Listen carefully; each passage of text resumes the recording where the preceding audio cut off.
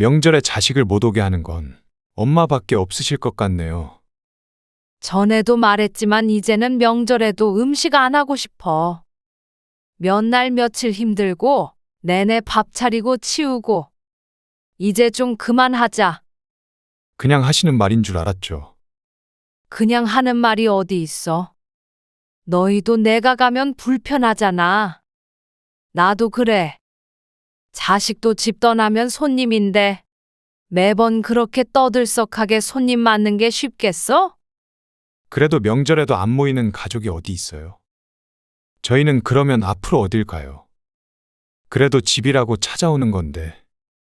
오늘 이야기 속 주인공은 66세 구명순 씨입니다. 그리고 그녀의 자식들에 관한 이야기이죠. 구 씨의 주변만 보아도 다들 자식이 오는 것은 늘 반갑고 때로는 자식 집에 가고 싶어 하기도 합니다. 그러다가 또 자식이 결혼하면 다 남이라며 욕을 하기도 하죠. 하지만 구 씨는 오히려 정반대였습니다. 모든 게 다 지긋지긋했습니다. 구 씨만 보면 밥 타령을 하고 뭐든지 받아가려고만 하는 자식들. 그런 자식들이 집에 오면 뒤치다꺼리 하는 게 싫어서 원룸으로 이사까지 했을 정도였습니다. 그런 구 씨를 보며 자식들은 이런 효자들이 어디 있냐며 도리어 이상한 사람 취급을 했습니다. 남들은 다들 자식들만 목이 빠져라 기다리고 있다며 말이죠. 하지만 자식들이 부모 방문이 귀찮고 불편한 것처럼 부모도 그럴 수 있었습니다. 그게 구 씨일 뿐이었습니다. 그렇지만 구 씨도 아무런 이유 없이 내 자식들의 방문이 꺼려진 것 아니었습니다. 그저 와도 손 하나 까딱하지 않고 대접만 받으려는 이기적인 자식들에게 질려버렸기 때문이었죠. 구 씨는 아들 하나, 딸 하나가 있었습니다. 예나 지금이나 자식 키우는 게 결코 쉬운 일은 아니었습니다. 형편이 좋지 않았다면 더 그러했죠. 지금은 나아졌지만 구 씨 또한 당시엔 넉넉하지 않은 형편에 외식 한번 제대로 못하고 아이들을 키웠습니다. 그러다 보니 평생 하루도 빠짐없이 해왔던 일이 가족들의 밥을 차려주는 일이었습니다. 밥 차리고 치우고, 밥 차리고 치우고, 밥 차리고 치우고. 아들, 딸은 결혼할 때까지 독립하지 않고 집에서 살았는데 그러다 보니 그 수발은 전부 구 씨의 몫이었습니다. 자식들이 결혼하고 나서 남편이 세상을 떠날 때까지, 그러니까 구 씨가 60대 초반이 될 때까지도 지겹도록 해왔던 일이었습니다. 평생 밥 타령만 들으며 살아서인지 구 씨는 이제 밥이라면 징글징글했습니다. 하지만 그런 구 씨도 또 밥상을 차려야 하는 때들이 있었죠. 결혼한 자식들이 찾아올 때였습니다. 아들, 딸 모두 사는 곳이 멀지가 않아 언제고 마음먹으면 왕래가 가능한 곳이었습니다. 그래서 명절이나 생일, 어버이날 등이 아니더라도 손주를 맡길 때도 왔고 저녁밥만 얻어먹으러 오기도 했습니다. 그러다 구 씨는 남편이 죽은 뒤로는 쭉 혼자 지냈기 때문에 남들이 보면 놀랄 정도로 단출하게 살았습니다. 밥도 하루에 2끼만 먹었고 반찬도 2~3가지에 밥은 냉동에 두었다가 전재란지에 돌려서 먹었죠. 남들이 보면 궁상 맞다고 할 수도 있겠지만 구 씨는 그게 편했습니다. 주말 아침 구 씨는 아침 겸 점심을 먹기 위해서 냉장고에서 반찬통을 2개 꺼냈습니다. 어제 먹다가 넣어놓은 반찬이었는데 한 번 더 먹고 치울 생각이었죠. 그리고 냉동실에 얼려있는 밥을 꺼냈습니다. 그런데 밥을 전자레인지에 넣고 돌리려는 찰나에 구 씨의 휴대폰이 울렸습니다. 엄마, 오늘 점심에 좀 갈게. 왜? 저녁에 갑자기 약속이 생겨서. 애들 좀 맡기게. 둘째인 딸 김지우는 딸이 하나 있었습니다. 3살이라 모임에 데리고 다니기가 쉽지 않아서 주말에 이렇게 종종 구 씨에게 맡기곤 했습니다. 당연한 듯한 요구에 구 씨는 한숨을 쉬었습니다. 여기서 안 된다고 했다가는 또 징징대는 소리를 한참 들어야 했습니다. 강서방은? 같이 가지. 아들, 딸이 올 때면 늘 며느리나 사위가 동행했기 때문에 자식들의 방문이 편하지만은 않았습니다. 꼭 불편한 손님을 맞이해야 하는 기분이 들었습니다. 점심은 같이 먹자. 강서방은 닭도리탕 먹고 싶대. 엄마가 해준 거. 구 씨는 알았다며 한숨 같은 대답을 흘렸습니다. 전화가 끊어지자 구 씨는 잠시 앉아 있다가 일어나서 꺼냈던 반찬을 도로 집어넣었습니다. 그리고 냉동밥은 다시 냉동실 안으로 들어갔죠. 점심시간까지 얼마 남지도 않았습니다. 닭도리탕을 먹고 싶다고 했으니 닭부터 사와야 했습니다. 사위가 입맛도 까다로워서 김치도 새로 꺼내야 했고 및 반찬도 몇 가지 더 있어야 할 듯 했습니다. 조금 어수선해 보이는 것이를 보니 집을 정리할 시간도 필요했죠. 주말 아침에 앉아서 쉴 시간도 없었습니다. 2시간 뒤쯤 딸이 도착할 때쯤엔 집에서 밥 짓는 냄새가 맛있게 풍겼습니다. 혼자선 냉동밥을 먹지만 이 냄새가 좋다는 건 구 씨도 알고는 있었죠. 밥은 다 됐어? 그래. 어서 앉아. 서경이는 밥 먹였어? 집에서 먹이고 왔지. 장모님이 해주신 밥 오랜만에 먹는 것 같네요. 그리 오랜만도 아니었습니다. 마지막으로 온 게 2주 전이었으니 말이죠. 그러게. 시어머니 편찮으셔서 주말에 시댁에 가다 보니까. 이제 괜찮으시대? 네. 이제 괜찮으세요. 다행이네. 2시간 동안 쉴 새 없이 움직이고 또 밥 차리며 간을 보고 해서인지 어쩐지 입맛이 없었습니다. 오전에 혼자 밥을 차릴 때까지만 해도 꽤나 출출했는데 말이죠. 딸과 사위는 구 씨가 먹는지 안 먹는지는 관심도 없었습니다. 어찌나 열심히 먹는지 굶었나 싶었습니다. 너희 밥 안 차려 먹어? 맞벌이하고 요리까지 하는 게 쉬워. 밥하는 거 너무 귀찮아. 거의 다 사 먹지. 구 씨의 질문에 대답하는 딸을 손녀가 옆에서 귀찮게 했습니다. 엄마, 안 먹어. 입맛이 없네. 그래? 그럼 서경이 좀 봐줘. 나 밥 좀 먹게. 3살이 된 손녀는 한창 뛰기 시작한 때라 쫓아다니면서 돌봐야 하니 진이 빠졌습니다. 그리고 식사를 하고 나서 손녀만 두고 돌아간 딸과 사위. 다음 날 아침까지도 아이를 데리러 오지 않아서 딸에게 전화했더니 한가한 소리를 했습니다. 어제 술을 많이 먹어서 힘들어. 이따 오후에 갈게. 너희 시어머니한테 맡기면 되잖아. 아무리 친정엄마라고 해도 매번 이렇게 애를 놓고 가버리는 딸 때문에 힘들었습니다. 시어머니 아프시대는데 어떻게 해. 다 나았다며.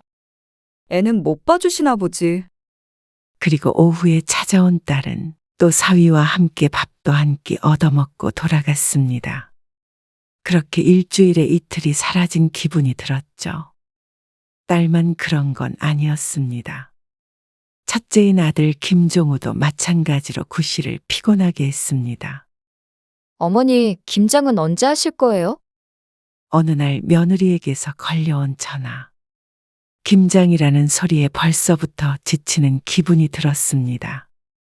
혼자 지내면 먹을 일도 많지 않은데 자식들 때문에 아직까지도 매년 김장을 해야 했습니다. 작년에도 재작년에도 이번이 마지막이라는 생각을 하며 김장을 했지만 언제나와 같이 김장 타령을 하는 며느리였습니다. 올해부터는 사 먹자. 구 씨가 그렇게 얘기했지만 며느리는 아랑곳하지 않고 말했습니다. 힘드셔서요? 그래. 요즘은 다 사 먹는다더라. 에이, 올해는 애 아빠랑 같이 가서 도와드릴게요. 아가씨한테도 연락해서 다 같이 하죠. 그러면 별로 안 힘들 거 아니에요. 사 먹으면 비싸기만 하고 진짜 맛없어요. 몇 년 전에도 사 먹자고 했다가 맛이 있네 없네 한참을 불평을 들어야 했었습니다. 아이고, 알았다.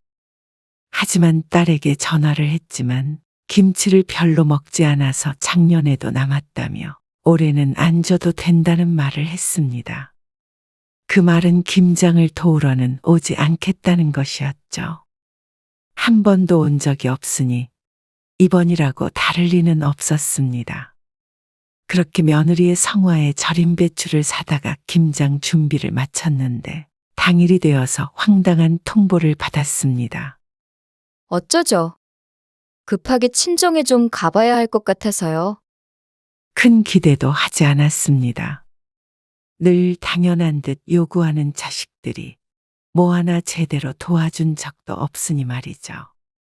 저녁에 들릴게요. 딸도 김치가 필요 없다고 하고 구씨도 많이 할 자신도 없어서 김장은 적당한 만큼만 했습니다. 그리고 저녁에 온 며느리는 김장을 해놓은 김치에 3분의 2 정도를 가져갔습니다. 어머니, 괜히 저 때문에 혼자 고생하셨네요. 그러면서 봉투를 건넸습니다. 죄송해서 재료값 좀 넣었어요. 열어보니 5만 원짜리 지폐가 4장이 들어 있었습니다. 차라리 이 돈은 안 받아도 되니 김장도 안 하는 게 좋을 것 같았습니다. 그래. 맛있게 먹어라. 그리고 다음 날 딸이 뜬금없이 찾아왔습니다. 엄마, 김장 맛있게 됐어? 몰라. 네 새언니는 맛있다고 그러던데. 정말? 한번 먹어보자. 딸은 구씨의 김치 냉장고를 열어서 김치통을 꺼냈습니다. 그러곤 손으로 쭉 찢더니 맨입으로 먹으며 말했죠. 오, 맛있네? 나도 좀 가져가야겠다. 그러더니 딱 3포기가 들어가는 김치통 하나만을 남기고는 다 챙겼습니다. 안 먹는다며? 그래도 있으면 먹겠지. 너희 둘 다 오지는 않고 김치만 챙겨가? 그러니까 사 먹자고 했는데 기어이 하자더니. 내가 그랬나? 새언니가 그랬지. 그리고 딸내미가 김치 좀 챙겨가는 게 아까워? 딸은 셀쭉하게 말하면서도 야무지게 김치통들을 차로 옮겼습니다. 반찬 해놓은 건 없어? 없어. 갑자기 와서. 하지만 뭐 하나 가져갈 것 없나 냉장고를 뒤지는 딸도, 구씨가 해주는 밥이 맛있다며 오는 사위도, 하고 싶지 않았던 김장을 하게 하는 아들 며느리도 누구 하나 구씨가 필요로 하는 순간엔 곁에 있지 않았습니다. 예를 들면 병원에 간다거나 모임에서 다들 자식들이 효도 관광을 보내주거나 오래된 가구를 내다버릴 때에도 사소한 어떤 일도 자신들에게 도움이 되지 않으면 귀찮아했습니다. 구씨는 그런 자식들을 보니 회의감이 들었습니다. 모두들 구씨를 밥 차려주고 반찬을 해주는 기계로 보는 것 같기도 했습니다. 그래서 명절이든 생일이든 무슨 날이든 자식들이 오는 게 점점 달갑지 않아졌습니다. 가족끼리 다 같이 모이는 1년에 몇 안 되는 날이라 남들에겐 큰 의미가 있고 기쁜 날이겠지만 적어도 구씨에겐 두려운 날이 되어버렸죠. 매년 자식들이 다 같이 모이는 날이면 며칠을 알아 누워야 했습니다. 옛날이야 자식들 시키고 며느리도 시키고 그랬지만 요즘엔 그럴 수 있는 때도 아니었습니다. 요즘 사람들이 숟가락 하나 놓는 것도 달가워하지 않는다는 걸 지난 몇 년간 몸소 깨달았습니다. 그러다 보니 모든 게 다 구씨 혼자 감내해야 할 일이 되었습니다. 정말? 나는 오라고 그렇게 말해도 오기 싫어 죽겠는 게 눈에 보이니까 기분 상하던데. 며느리? 며느리도 그렇고 아들도 똑같아. 명절에 한 번 오는 게 그렇게 싫은가 봐. 서운해 죽겠어. 내가 지를 어떻게 키웠는데? 친한 이웃은 구 씨와는 다른 고민을 하고 있었습니다. 구 씨는 차라리 이웃의 아들처럼 오고 싶지 않아 했으면 좋겠다는 생각을 했습니다. 힘들면 이제 오지 말라고 그래. 그러면 말은 안 해도 엄청 좋아할걸? 특히 며느리. 다 부모 서운할까봐 오는 거지 지들도 좋아서 오겠어? 하지만 구 씨라고 그런 말을 안 해본 건 아니었습니다. 그렇게 말해도 저들이 오겠다는데 막을 수가 없었죠. 몇 년 전 설에 다 같이 모였을 때도 분명히 구 씨의 의견을 전달했었습니다. 명절이라고 꼭 이렇게 다 같이 올 것 없어. 지우, 너는 차라리 시댁에 더 있던가? 에이, 나도 친정이 편하지.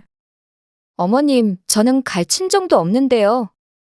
아들의 결혼 후 혼자 계시던 안사동까지 돌아가셨는데 며느리의 말에 구 씨가 얼른 화제를 바꿨습니다. 아니면 너희끼리 여행이라도 가고 해. 요즘엔 부모한테 안 가고 다들 여행 간다며? 뭐? 그럼 엄마는 혼자잖아. 원래 혼자 사는데 명절이라고 뭐가 달라? 그러자 희한하게도 자식들 반응이 시큰둥했습니다. 구 씨도 이렇게 말하면 다들 좋아할 줄 알았는데 말이죠. 아니면 밖에서 만나서 외식 한번 하고 헤어지면 되잖냐? 그래도 이런 때 아니면 언제 다 같이 모여서 잔치상에 밥 먹겠어요. 맞아요. 장모님, 저희 맨날 배달 음식 먹고 사는데 집밥 먹는 거 저는 좋은데요. 맞아. 애들도 있는데 나가서 먹으면 힘들기만 하지. 남매나 며느리, 사위 모두 사이가 나쁘지 않아 다행이라면 다행이었지만 구 씨는 자식들과 입장이 달랐습니다. 명절에 오면 고생하는 건 구 씨뿐이었기 때문이었죠. 참 꾸준히 와서 하루 이틀씩 자고 가는 자식들이었습니다.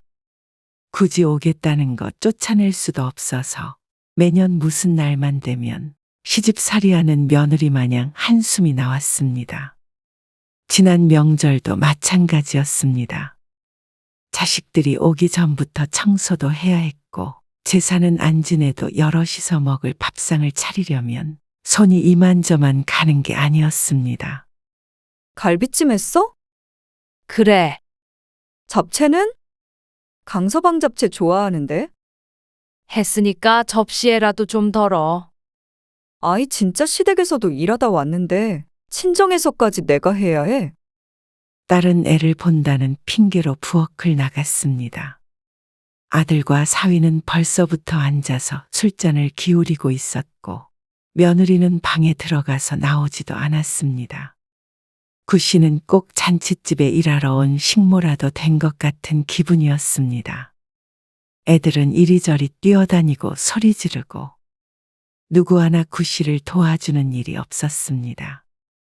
차라리 아들이나 딸만 왔다면 덜 신경이 쓰였을 텐데 사위나 며느리가 있어서 밥도 대충 차리기가 힘들었습니다. 이거 말고 좀 더 두꺼운 이불 없어요? 밤에 춥던데. 장롱해봐. 솜이불 있어. 뭐가 뭔지 모르겠던데. 어머니가 좀 꺼내주세요. 하나부터 열까지 숨쉬듯이 구실을 부리는 자식들. 그런데 그런 자식들은 그런 게 구실을 위하는 것이라고 단단히 착각을 하고 있는 듯 했습니다. 아이들이 먼저 잠들고 늦게까지 이어지는 술자리에 구씨도 먼저 잠이 들었습니다. 그러다 새벽 2시쯤 문득 잠에서 깨자 거실에서 두런두런 이야기를 나누고 있는 자식들이 보였죠. 솔직히 이런 자식들이 어디 있어? 맞아. 나 회사 동료도 명절에 시골 가기 너무 싫다고 명절 없어졌으면 좋겠다고 그러더라. 그러고 보면 새언니도 대단해요. 저는 좋은데요. 맛있는 것도 많이 먹고. 어머님이 그리고 시집살이도 안 시키시잖아요. 아무튼간 우리 엄마는 복 받았어.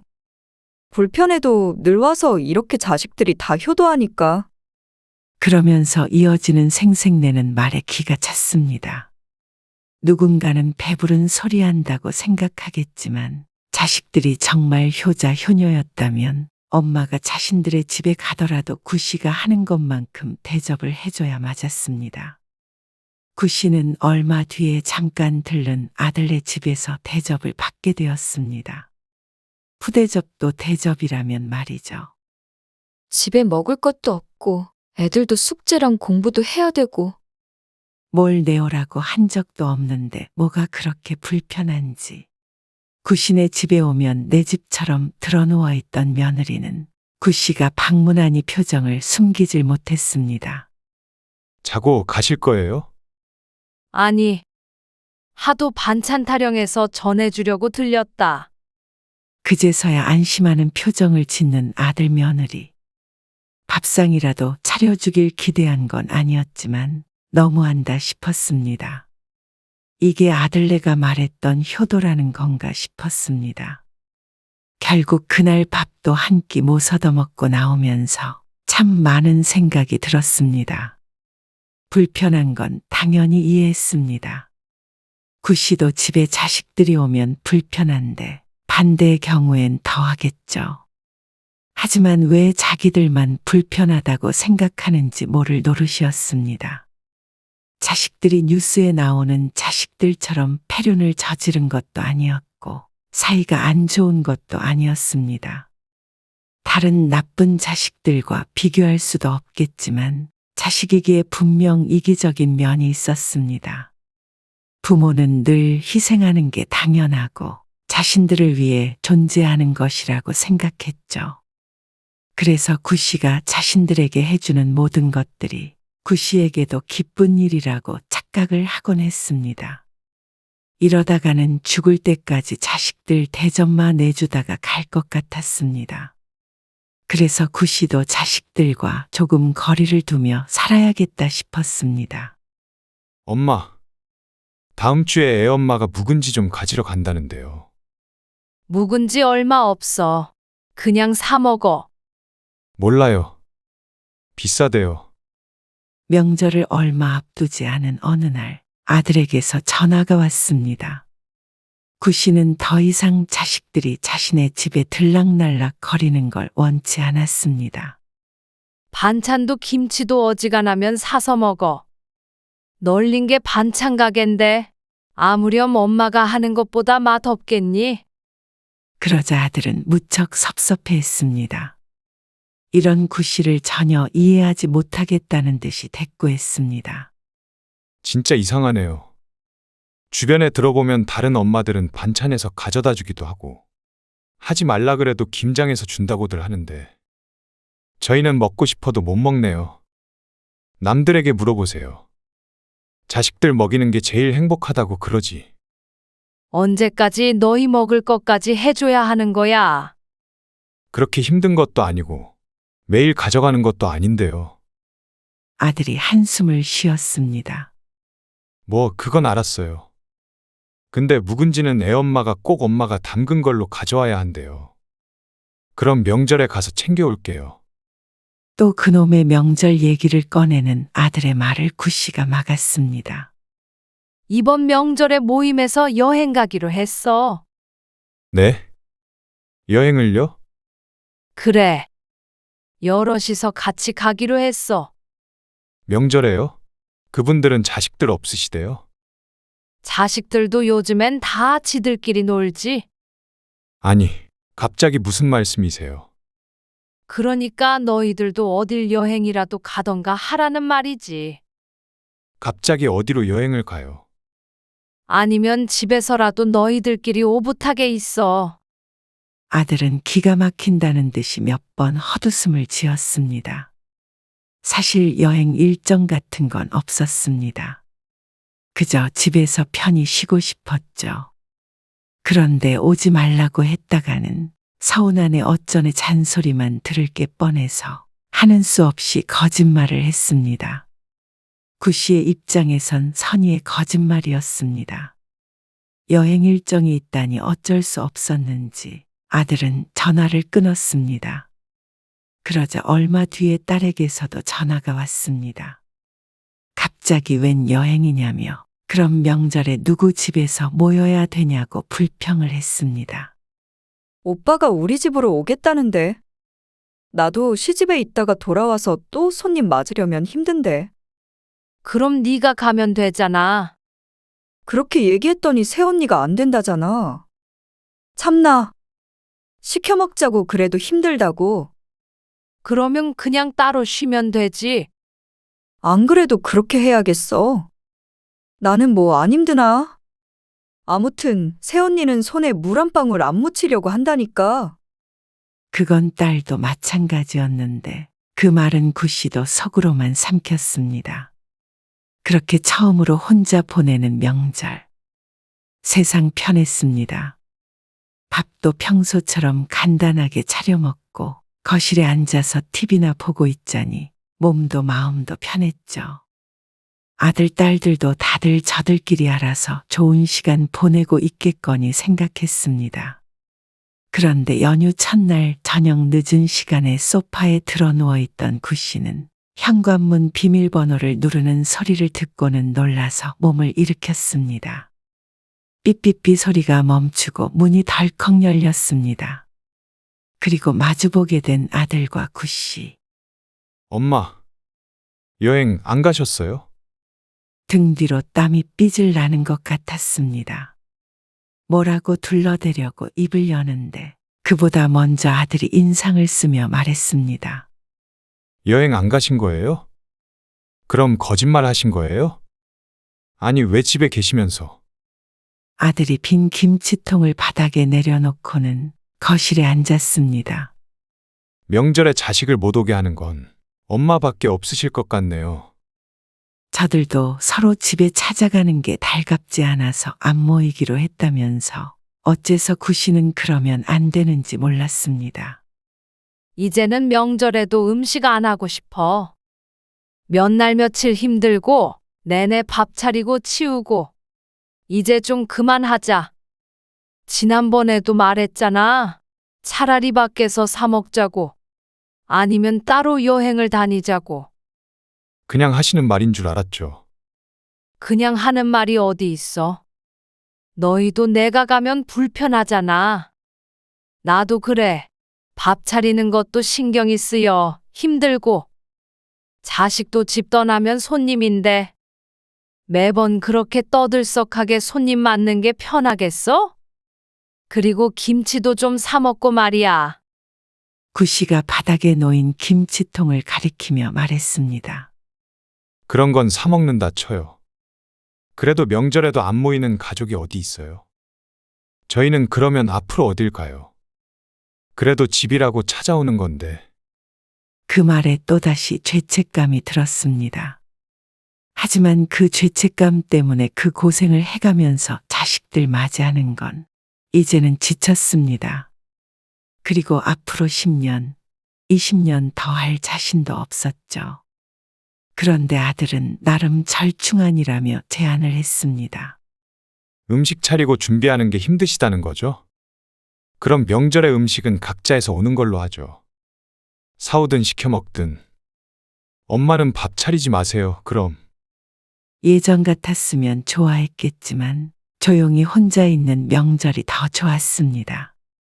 아무리 각자 음식을 싸와도 그것들을 차려내고 치우고 청소하고 전부 구씨의 몫이 될 것이었습니다. 구씨의 집에서 모인다면 말이죠. 아들은 그것만큼은 해야 된다면서 단호하게 말했습니다. 그러자 순간 구씨도 머릿속으로 반짝하고 엉뚱한 생각이 들었습니다. 차라리 자식들이 못 찾아오도록 하자 싶었습니다. 거짓말하고 집에 있어도 이렇게 들이닥치는데 오고 싶어도 못 오는 환경이면 누구도 서운하지 않겠다 싶었죠. 아들을 그렇게 보낸 뒤에 구씨는 그 이야기를 이웃에게 했습니다. 뭐? 원룸으로 이사를 간다고? 말이 돼? 왜 안 돼? 짐도 없고. 혼자 사는데 작은 집에서 살면 좋지. 그래도 원룸은 좀 그렇지 않을까? 초라해 보이잖아. 차라리 오피스텔로 가. 좀 느낌이 덜하잖아. 이웃의 말에 솔깃했습니다. 구 씨는 자식들과 함께 살던 집에서 그대로 살고 있었기 때문에 혼자 살기엔 크기도 컸습니다. 청소하려면 허리가 아파서 방 2개는 사용도 안 하고 열어보지도 않는 상태였습니다. 처음엔 구 씨도 엉뚱한 생각이다 싶었지만 고민해보면 할수록 좋은 아이디어였습니다. 1인 가구가 살기에도 편리할 것 같았고 또 그렇게 되면 명절이고 뭐고 구신의 집에서 모이자는 소리는 못하겠다 싶었습니다. 그런데 그 얘기를 딸에게 하자 경악을 했습니다. 뭐? 오피스텔? 말도 안 되는 소리를 해. 말이 왜 안 돼? 부동산에 물어보니까 자식들 시집장가 보내고 그렇게 지내는 노인들도 정말 많다더라. 그건 그래도. 아, 무슨 일 있으면 우리가 갈 수나 있겠어? 좁아서. 그리고 석영이도 못 맡기지. 아니야. 마음 정했어. 청소하다 골병 날 것 같아. 저기 대학병원 옆에 오피스텔 있지. 지은 지 얼마 안 된 곳. 거기 보고 왔는데 좋더라. 병원도 가깝고. 너희들도 나중에 엄마 병원 드나들게 되면 데려다 주고 그런 거 힘들 거 아니야. 병원 얘기를 하자 딸도 그런가 하고 중얼거렸습니다. 자식들이 오는 게 좋네 싫으네 했다가는 또 서운하다고 난리칠 텐데 집이 커서 이렇게 이사를 가겠다고 하니 딱히 말릴 명분이 없었죠. 그렇다고 구 씨도 자식들 피해서 허름한 골방에 들어가서 노년을 보내고 싶은 마음도 없었습니다. 그래서 주변 환경이 좋고 건물도 깔끔하고 전망까지 좋은 곳을 보러 다녔습니다. 그리고 자식들의 우려를 뒤로하고 몇 달 뒤에 정말로 이사를 했죠. 결과적으로는 단점보다는 장점이 훨씬 많았습니다. 아파트를 팔고 오피스텔을 사니 차익이 남아 경제적으로 좀 더 여유를 느끼게 되었고 낡은 짐들을 정리하니 삶이 가벼워졌습니다. 위치적으로도 어디든 걸어갈 수 있는 곳이라 편했고 청소도 10분이면 끝났습니다. 그리고 무엇보다도 혼자만의 시간을 보낼 수밖에 없는 작은 공간이 너무 좋았습니다. 이번에 김장 안 하시겠죠? 이사한 후 며느리가 전화해서 말했습니다. 아이고, 김장은 무슨 김장? 김치 냉장고도 없애버렸어. 둘 데도 없어서. 그리고 이 좁은데 배추 늘여놓고 어떻게 김장을 하겠니? 그렇죠. 어쩌니? 반찬도 이제는 사 먹어, 알았지? 부엌도 좁아서 요리고 뭐고 못하니까. 아, 알겠어요. 핑계가 참 좋았습니다. 딸도 이사 후에 한번 와보곤 손주를 맡기지 않았습니다. 좁은 곳에서 애를 돌볼 환경이 되지 않으니 말이죠. 그리고 명절에도 마찬가지였습니다. 이번 명절부터는 저희 집에서 지내기로 했어요. 오실 거죠? 그래. 당일에 갔다가 저녁에 돌아올게. 그렇다고 자식들이 안 보고 싶은 건 아니었습니다. 명절엔 이제 구 씨가 자식들 집으로 가기로 했습니다. 자식들도 어쩔 수가 없는 결정이었죠. 아들과 딸은 서로 절충을 한 듯 했습니다. 며느리는 친정 식구가 없어서 어디 갈 일이 없으니 반강제적으로 장소 제공을 하게 되었는데 대신에 딸은 음식값을 대기로 했죠. 구 씨는 어떻게 되든 상관이 없었습니다. 낮에 갔다가 자식들이나 손주들 얼굴 보고 챙겨주는 음식 먹고 저녁에는 집에 돌아와서 쉬면 되니 말이죠.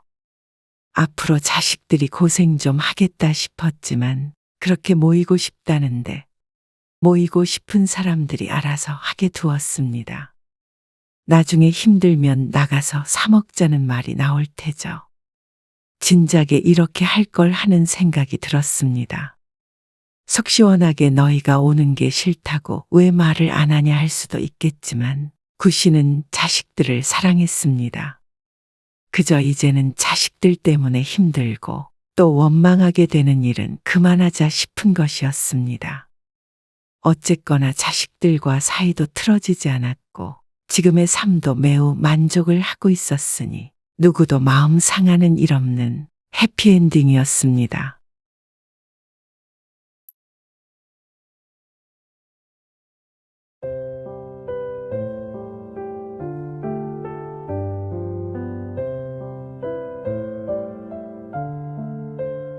아니, 정말 돈 좀 있다고 유세를 하세요? 무시라니요. 그런 적 없어요. 전부터 말하고 싶었는데요. 돈 가지고 애들 좌지우지하고 그러지 마세요. 좌지우지 하다뇨? 뭔가 오해가 있으신 모양인데. 맞잖아요. 돈 좀 있다고 애 돌잔치까지 와서 갑질을 하고 말이에요. 사돈, 저희는 그런 뜻이 아니고요. 좋은 마음으로. 좋은 마음이고 차시고 기분이 너무 안 좋네요. 하나밖에 없는 우리 아들 돈으로 꼬셔서 뺏어가더니 그걸 제 눈으로 직접 확인했는데 제 기분이 좋겠어요. 어머니, 그만하세요. 뺏어가긴 누가 뺏어갔다고 그러세요. 저희는 절대 무시한 적이 없고요. 하나밖에 없는 자식이랑 사위한테 뭐든 해주고 싶어서 그랬던 거예요. 그걸 꼭 그렇게 요란을 떨면서 해줘야겠어요. 너희도 그러는 거 아니다. 부모를 똑같이 존경해야지. 돈 있다고 더 존경하고 돈 없다고 업신여기고 그러면 안 돼. 그리고 지호, 너는 집 좀 해왔다고 남편 깔보면 안 되고. 오늘 이야기 속 주인공은 60세 신정림 씨입니다. 그리고 그녀의 딸과 사돈에 관한 이야기이죠. 하나밖에 없는 딸과 사위를 위해서 아낌없이 해주고 싶었습니다. 누구나 먹고 살기 힘든 요즘에 좀 더 여유가 있는 부모가 자식을 챙기고 싶어서 도와줬는데 사돈은 그게 자신들을 무시한 것이라며 돈 있다고 유세를 떨지 말라고 막말을 했습니다. 어째서 자신의 자식에게 잘하는 처갓집 식구를 이처럼 눈엣 가시처럼 생각하는지 모를 일이었습니다. 반대되는 입장이었다면 신 씨는 참 고마웠을 것 같았습니다. 그리고 설령 불만이 있어도 가려 말해야 하는 게 사돈지간인데 신 씨의 사돈은 전혀 그럴 생각이 없어 보였습니다.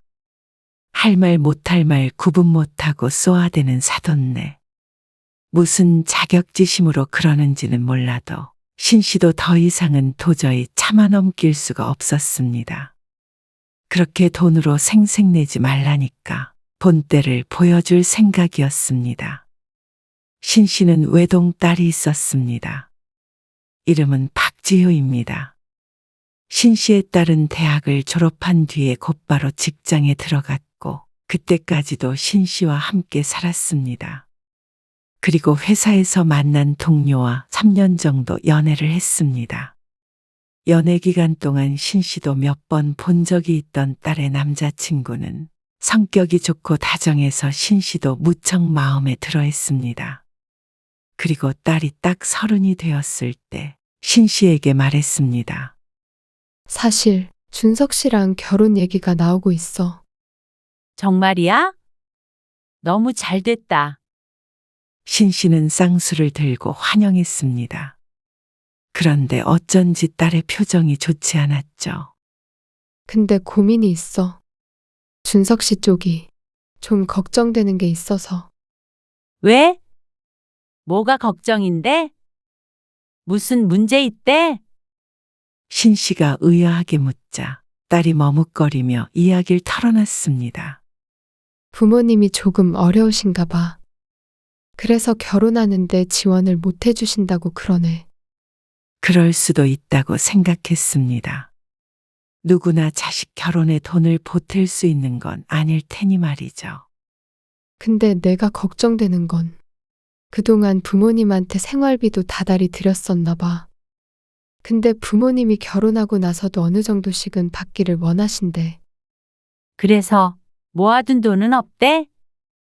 아니, 그 와중에 돈은 착실히 모으긴 했더라고.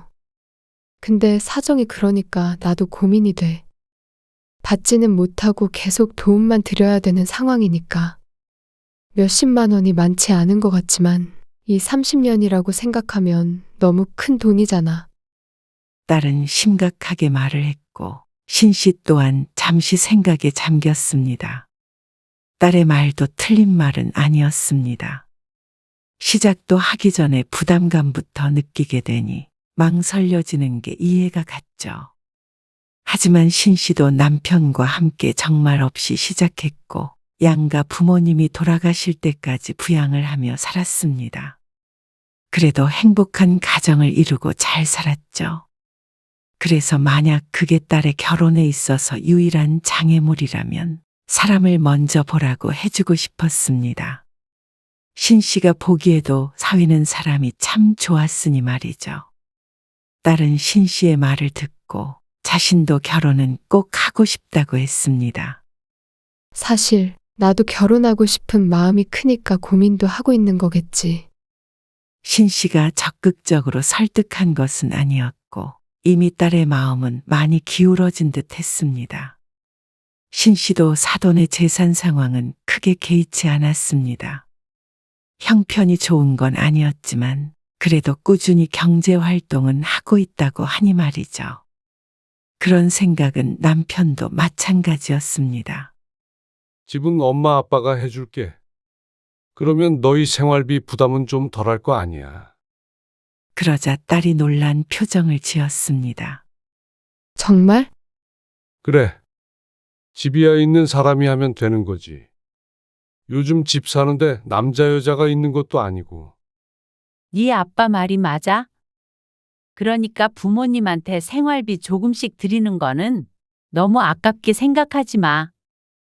딸은 무척 감동했습니다.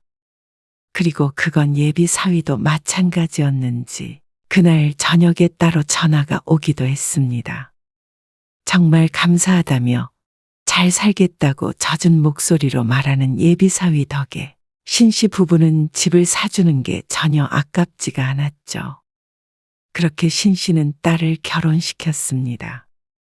상견례도 하고 결혼 준비를 하며 우여곡절이 많았지만 웬만하면 딸내가 하자는 대로 사돈네가 하자는 대로 마쳤습니다. 이왕 시집 보내는 거 서로 기분 상하지 않고 기쁘게 진행했으면 해서였죠. 그리고 딸이 결혼하고 나서도 신씨는 경제적으로 많이 도움을 주었습니다. 사위가 승진했을 때나 각종 기념일에는 용돈도 두둑하게 챙겨주려고 노력했죠. 맞벌이를 하니 도움 없이도 살아갈 수는 있겠지만 그래도 하나 있는 딸이 힘들게 사는 건 보고 싶지 않았습니다. 시어머니 환갑이시라며? 지호 네 통장으로 돈 보냈어. 봉투에 잘 담아서 좀 전해드려. 주변에 물어보니까 요즘에는 현금으로 선물 드리는 게 제일 좋다더라. 사돈지간에도. 그래? 좋은 생각 같아. 필요 없는 선물 사드리느니. 내가 전해드릴게. 그래. 근데 환갑 여행 간다고 했잖아. 준비는 잘했어? 안사돈의 환갑에 가족여행을 간다며 얼마 전부터 딸이 분주했습니다. 신씨의 질문에 딸이 한숨을 쉬며 대답했습니다. 큼직한 것들은 예약을 했는데 돈 정말 많이 든다. 안 그래도 안사돈이 해외여행을 가고 싶다고 하는 바람에 한바탕 갈등이 있었다고 들었습니다. 고서방은 가지 말자고 그랬다며. 그렇긴 해도 시어머니 환갑이니까. 너무 서운해하셔서 내가 그냥 가자고 했지. 다음 달에 허리띠 졸라매야 해. 이세 계획을 하고 있던 딸은 애 키우면 돈이 많이 들 거라며 각종 적금에 들어놓은 상태였습니다. 그런데 큰 지출이 있으니 부담스러운 모양이었죠. 사위가 오히려 해외여행은 가지 말자고 말렸다는데 그러다 보니 사돈네가 한참 시끄러웠다고 했습니다.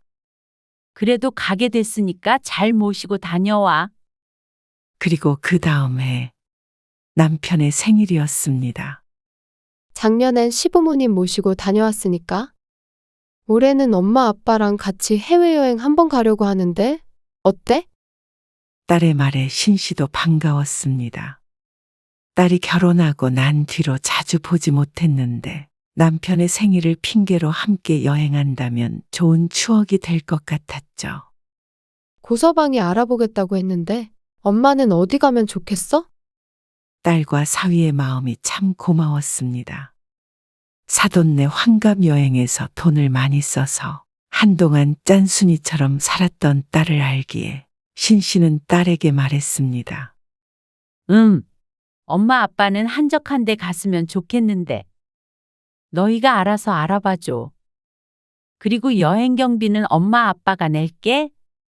그러자 딸이 펄쩍 뛰었습니다. 아니야. 그걸 왜 엄마 아빠가 내? 시부모님 모시고 갔을 때도 우리가 냈어. 그러니까 공평하게 해야지. 무슨 스포츠 경기 아니? 어차피 엄마 아빠도 여행 한번 가려고 했었어.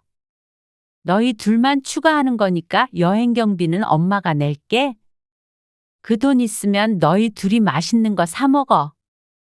저금하던가? 미안해서 그렇지. 뭐가 미안해. 누가 내면 어떻다고. 여유 없으면 엄마 아빠도 그렇게 안 했지. 그리고 엄마 아빠가 그래도 너네보다 형편이 더 낫잖아. 그래서 남편의 생일에 여행지에 갔을 때 대부분의 경비를 신씨 부부가 지불했습니다. 사위는 딸과 마찬가지로 신씨 부부에게 미안해했습니다. 장모님, 이번 식사 비용은 제가 결제할게요. 그래? 고마워. 맛있게 잘 먹을게. 사위가 식사 비용을 간혹 계산하겠다고 나서면 고개를 끄덕였습니다.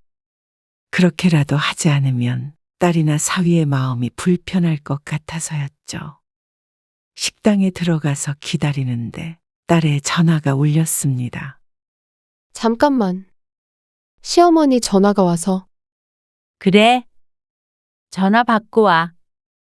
딸은 식사를 기다리다 전화를 받으러 나갔습니다. 다음에는 저희가 꼭 모시고 좋은 데로 여행 한번 갈게요. 너무 좋지? 그렇게 하자. 사위와 도란도란 대화를 나누고 있는데 딸이 전화 통화를 마치고 들어왔습니다. 사돈도 딸내가 해외에 있는 걸 알고 있을 텐데 전화를 건 것을 보면 무슨 일이 있나 싶었습니다. 그리고 딸의 표정도 밝지가 않았죠. 무슨 일 있으시대? 하지만 신씨의 질문에 딸은 고개를 저었습니다. 아무것도 아니야. 사위도 무슨 일인지 궁금한 눈치였지만 딸은 식사를 이어갔습니다. 그런데 하루에도 두세 통씩 울리는 딸의 전화. 모두 다 시어머니라고 적혀 있는 발신자였습니다. 보다 못한 사위가 울리고 있는 딸의 전화를 집어들었습니다. 이리 줘. 내가 받을게. 그리고는 어디론가 갔다가 한참 뒤에 돌아왔죠. 무슨 일 있으신 거 아니야? 아니에요. 뭐 좀 물어보신다고 전화하셨대요. 그렇다고 국제전화까지 하나 싶었습니다. 하지만 아무것도 아니라는데 계속 물어볼 수는 없었죠. 그런데 안사도는 계속 딸과 사위에게 번갈아가며 전화를 했습니다. 결국엔 낮엔 휴대폰을 꺼놓기까지 했습니다. 무척 신경 쓰이는 여행의 마지막 날 밤. 신씨는 딸과 사위의 대화를 우연히 듣게 되었습니다. 지효야, 너한테 내가 면목이 없다. 오빠가 무슨 잘못이야. 아무리 뭐라고 해도 안 들으시는 걸. 근데 도대체 왜 그러셔? 뭐 먹었냐? 어디서 자냐? 돈은 얼마나 쓰냐? 이런 걸 왜 계속 물으시는 거야? 어머님, 아버님 모시고 여행을 안 갔던 것도 아니고. 나도 모르겠다. 진짜. 우리가 돈 많이 쓸까봐 걱정이라고 그러는데. 정작 엄마 환갑에는 우리가 다 냈는데. 장모님이랑 장인어른 모시고 온 여행이 왜 그렇게 못마땅하신 건지 모르겠다. 우리 엄마 아빠가 여행 경비 대주신 것도 알고 계신데 그래? 그냥 심술 부리시는 거야. 다시는 그런 말 못하게 내가 알아서 할게. 여행 망쳐서 미안해. 딸은 깊은 한숨을 쉬었고 사위도 못지않게 괴로워 보였습니다. 자세한 속사정은 모르지만 어쨌거나 사돈네는 신씨 부부가 딸 사위와 함께 여행 온 것이 마음에 들지는 않는 듯했습니다. 어쩐지 마음이 좋지 않았습니다. 다 같이 행복하자고 했던 여행인데 괜히 분란이 생긴 것 같았죠. 여행에서 돌아오는 날 남편과 사위는 상점에 들렀고 딸과 단둘이 되자 신씨가 딸에게 말했습니다. 들으려고 했던 건 아닌데 어젯밤에 고서방이랑 하는 얘기 들었어. 그러자 딸이 깜짝 놀라더니 잠시 침묵 후에 입을 뗐습니다. 사실 시어머니가 아들이 고생해서 번 돈 여행 가서 다 쓰냐고 그러셨어. 너희 경제 상황을 걱정해서 하신 소리 아니야? 뭐 아깝다고 생각하실 수 있지. 사람인데 그런 생각이 들 수도 있는 거 아니겠어? 엄마가 우리한테 도움 많이 주는 거 아시면서도 꼭 그렇게 말씀하셔. 엄마는 우리한테 주기만 하잖아. 그래도 각자 사정이 있는 거지. 오늘 보니까 고서방 얼굴이 말이 아니더라. 잠 못 잔 모양인데 네가 잘 챙겨. 시부모님한테도 잘하고. 알았어. 하지만 여행을 끝낸 뒤로도 딸은 괴로워 보였습니다. 언뜻 듣자 하니 사돈네가 자꾸 신씨 부부가 딸의 집에 몇 번이나 방문했는지, 자주 방문을 하는지, 그래서 사위를 부려먹지는 않는지 그런 것들을 물으며 구박하는 모양이었습니다. 신씨도 기분이 좋지는 않았지만 놀라운 마음이 컸습니다. 신씨보다는 많아도 그래도 비슷한 연배일 텐데 그런 마인드를 가지고 있다는 게 신기했습니다. 하지만 그때까지만 해도 딸이 푸념하면 그저 시부모님에게 잘하라는 말만 했습니다. 딸이 잘하면 언젠가는 며느리에게 마음을 주지 않을까 했죠. 하지만 그게 아닌 모양이었습니다. 딸은 곧 임신을 했고 이듬해 아이를 낳았습니다. 그리고 조리원에서 나왔을 때 남편과 함께 손주를 보러 찾아갔죠. 안녕하셨어요. 미리 약속하고 찾아간 딸내는 먼저 온 손님이 있었습니다. 사돈이 있었는데 와 있는 줄 몰라서 조금 당황했죠. 지효야, 이거 여기다 내려놓을게. 신씨와 남편의 손에 들린 출산 선물을 보더니 사돈이 입을 삐죽거렸습니다. 그렇게 생색을 내시면 빈손으로 온 제가 괜히 다 민망해지네요. 빈정거리는 듯한 말투에 신씨 부부는 당황했습니다. 준석이 너는 선물 좀 받았다고 금방 엎드려 절이라도 하겠다. 뾰족한 말은 신씨 부부만을 향하지 않고 사위를 찔렀습니다. 뭐든지 다 해주는 처부모 있으니 넌 좋겠다. 아주 대릴사 위로 들어가라. 아, 왜 말씀을 그렇게 하세요? 장모님 계신데. 내가 틀린 말 했냐? 그만하세요. 출산 선물 가져오신 게 감사한 거죠. 어머님 빈손으로 오셨잖아요. 사위가 정색을 하자 그제서야 입을 다무는 안사돈. 결혼식에선 정신이 없어서 제대로 대화할 시간이 없었는데 상견례 이후로 이렇게 대면해서 이야기한 건 처음이었습니다. 그동안 딸에게 전에만 들었는데 생각보다 이상한 사람인 듯 했습니다. 상견례 때도 엿보긴 했었지만 대놓고 면전에다가 이런 소리를 하는 건 이해가 가지 않았죠. 어색한 순간이 지나고 딸과 함께 몸조리에 대해서 이야기를 나눴습니다. 딸은 친정엄마인 신씨가 왔다 갔다 하면서 좀 도와주길 바랐습니다. 그런데 그것을 보고만 있을 사돈이 아닌 듯 했습니다. 그건 아니죠. 뭐 미역국 끓여주고 애 봐주고 그러는 건 제가 할게요. 아, 사돈이요? 그럼요. 원래 이런 건 시엄마가 해주는 거죠. 장모가 왔다 갔다 하면 우리 아들이 불편하잖아요. 어이가 없었습니다. 무슨 말씀이세요? 당연히 지호가 애를 낳았으니까 친정엄마가 보살펴주는 게 더 편하죠. 거기서 제 얘기가 왜 나와요?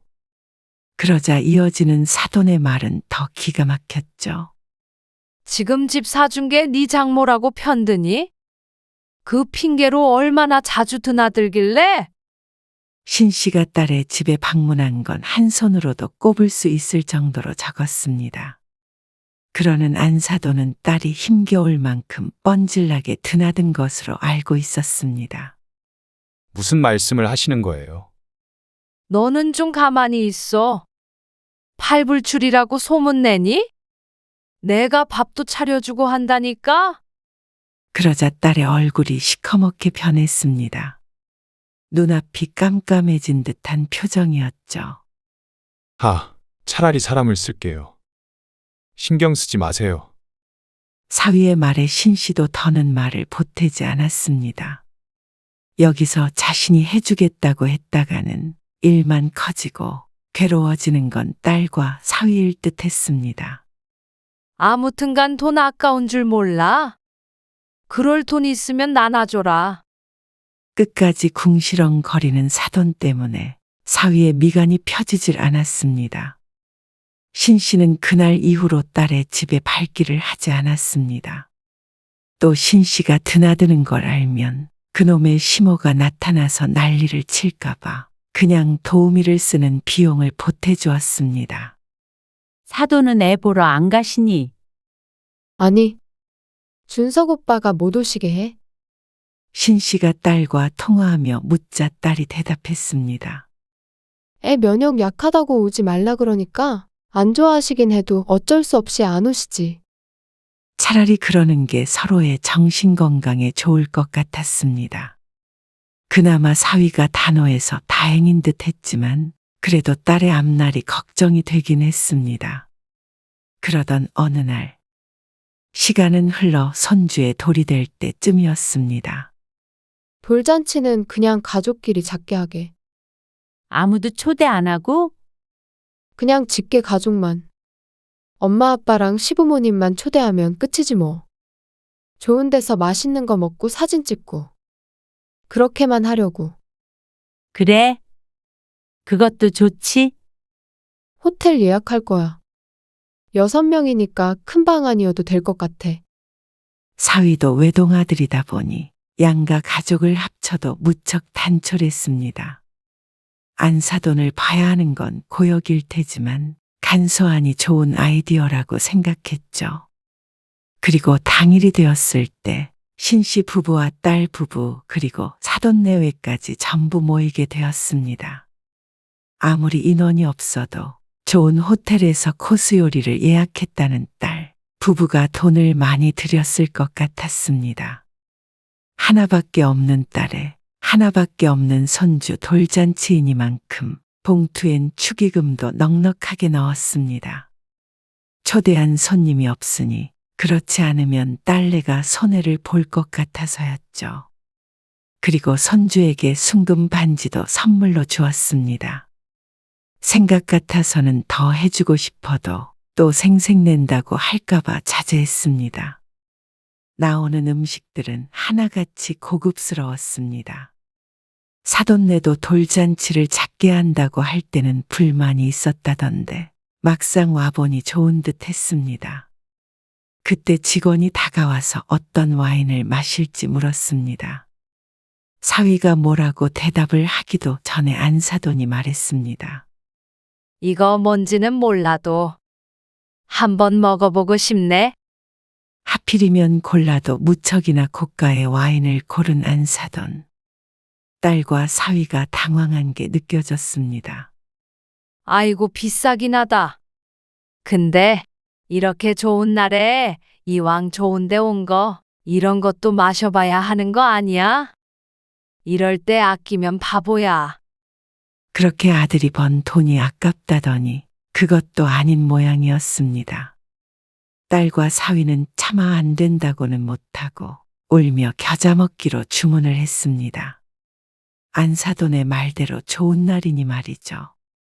식사는 무척 만족스러웠고 와인도 좋았지만 딸이 걱정되어서 계속 신경이 쓰였습니다.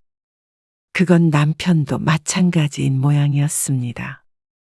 식사가 끝나고 자리에서 일어나는데 남편이 신 씨에게 말했습니다. 내가 계산하려고. 당신이? 그래.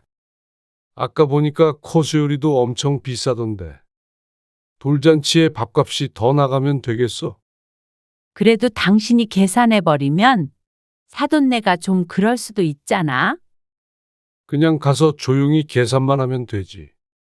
하지만 아직 남편은 사돈네를 겪어보지 못해서 하는 소리였습니다.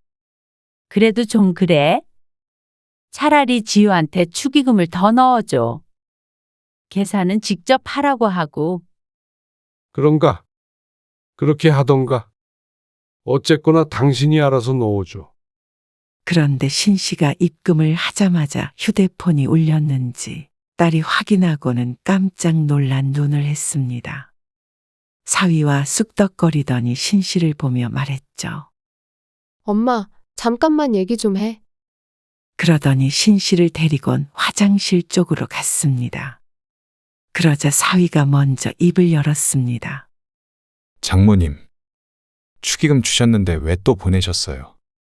아, 봉투에 들었던 건 지효 아빠가 넣은 거고.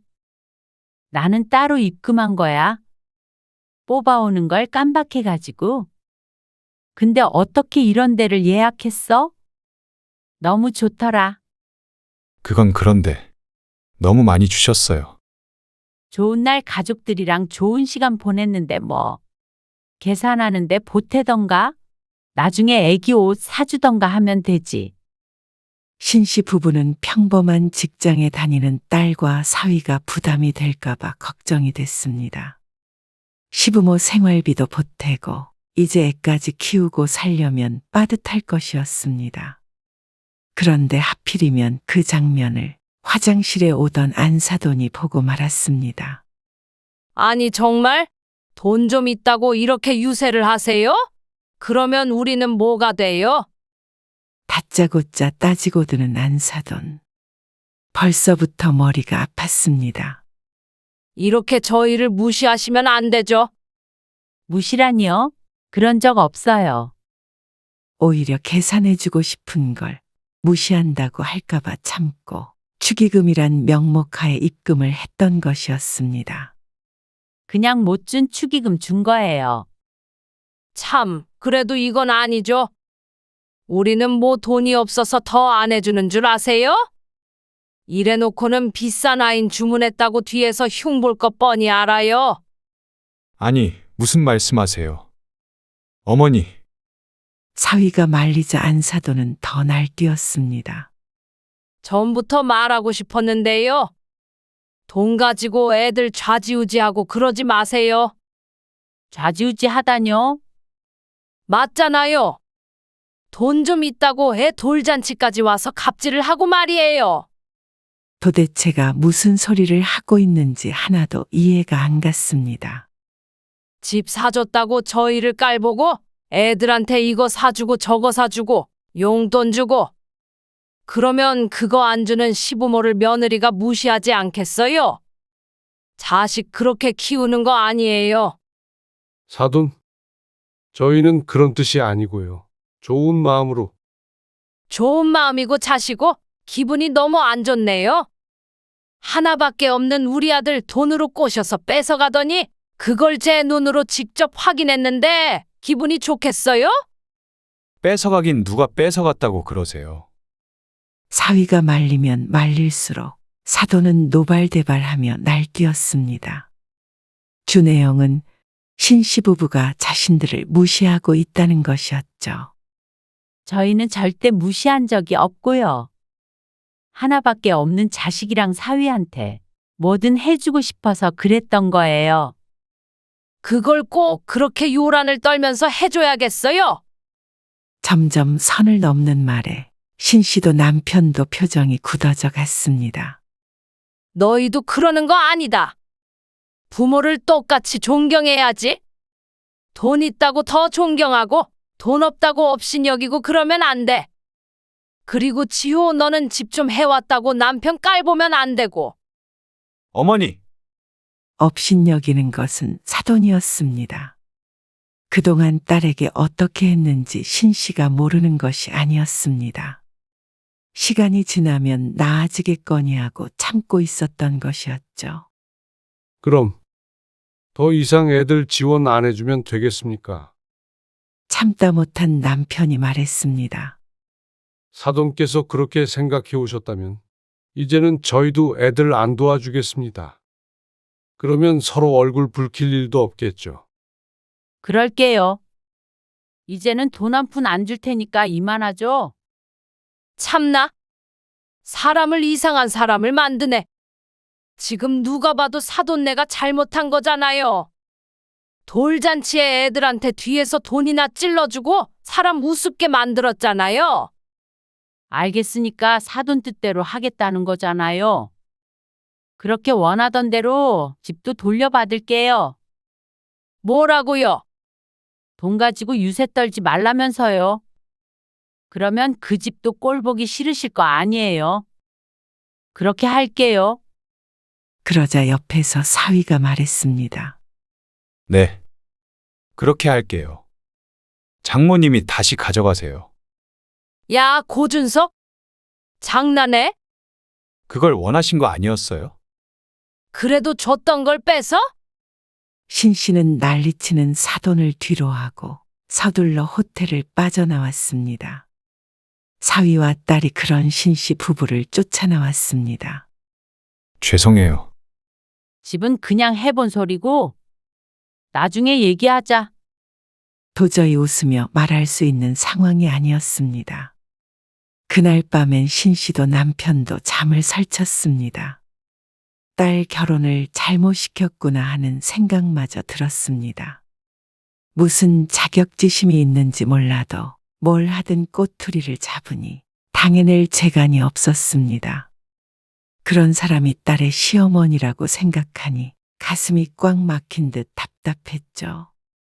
한동안은 딸에게도 연락하지 않았습니다. 사위에게는 사죄의 문자가 왔지만 답장하지 않았죠.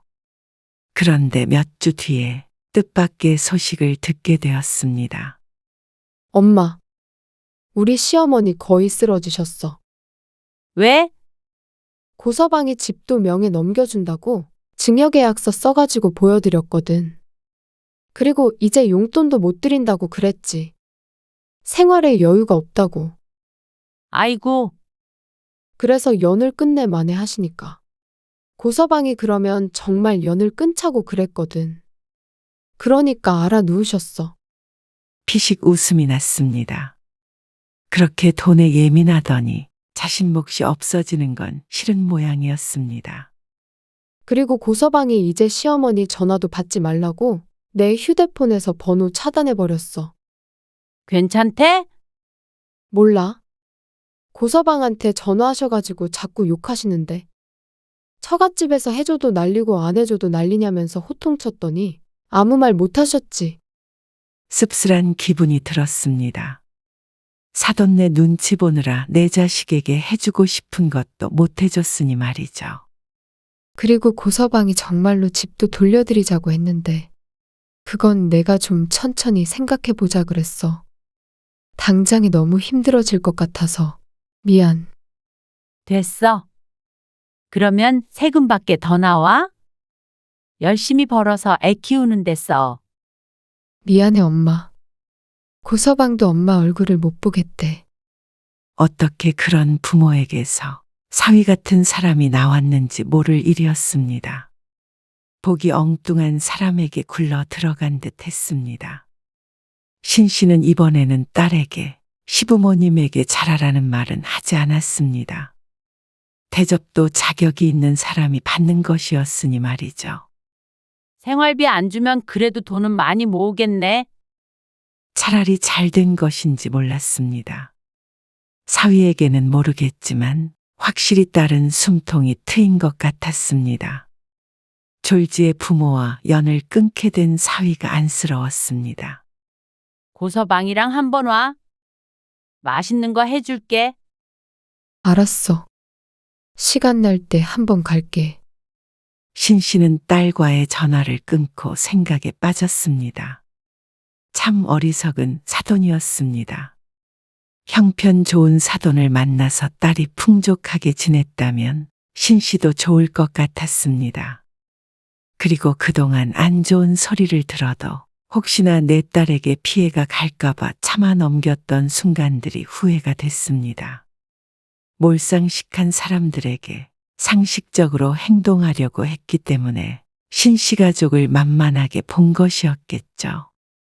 앞으로 딸네 부부가 사돈과 영영연을 끊을지는 모르겠지만 다시 만날 일이 생긴다면 가만히 있는 게 능사는 아님은 확실히 깨달았습니다. 나중에 딸에게 들으니 사돈이 먼저 미안하다고 손을 내밀었다는데 아직까지도 연락을 하고 있지 않은 듯 했습니다. 속으론 쌤통이다 하게 되는 건 어쩔 수가 없었죠.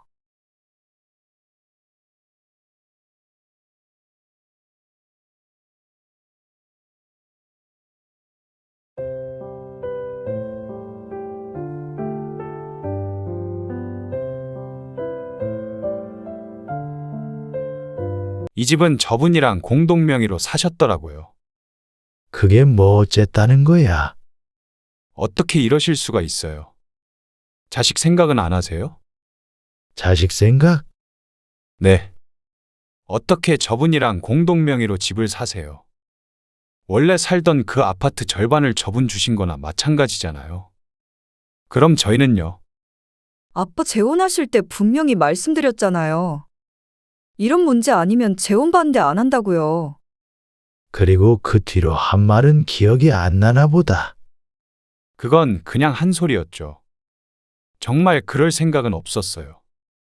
아버지 편찮으시면 자식 말고 누가 돌보겠어요.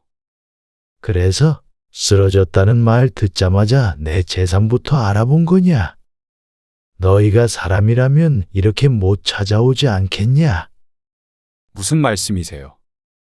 지난 20년 가까운 세월 동안 너희는 부모를 위해 도대체 뭘 했길래 부모 재산에 대한 권리를 말하는 거야.